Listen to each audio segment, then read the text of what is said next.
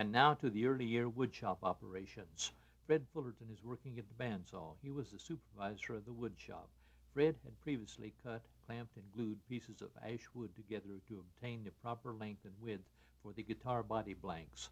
The glued body blanks were then run through a thickness planer, and the outline of the guitar body was marked with use of a template. Fred is bandsawing close to the marked line. The finished shaping of the outer edge of the body will be done on the router, which is the next operation. The operation of clamping and gluing was not necessary for the maple wood necks because the rough maple boards were of sufficient width.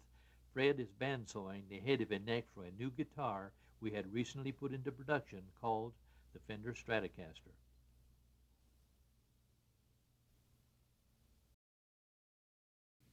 The router operation was simple. A 1/4 inch thick heat-treated steel plate, the shape of the body or neck, was attached to the blank with 2 wood screws. The blank and plate was placed on the router table with the plate down. A guide pan was protruding up through the table. A router bit, the same diameter of the guide pan, was secured into the motor chuck above the table. A foot pedal lowered the bit down past the bottom edge of the blank with slight clearance from the pan. The operator would guide the blank against the pan around the outer edge of the plate and cutouts for controls and pickups for the cut. Holes for neck keys and position dots were made on the drill press. The employee is using a belt sander to sand a contour on a Stratocaster body.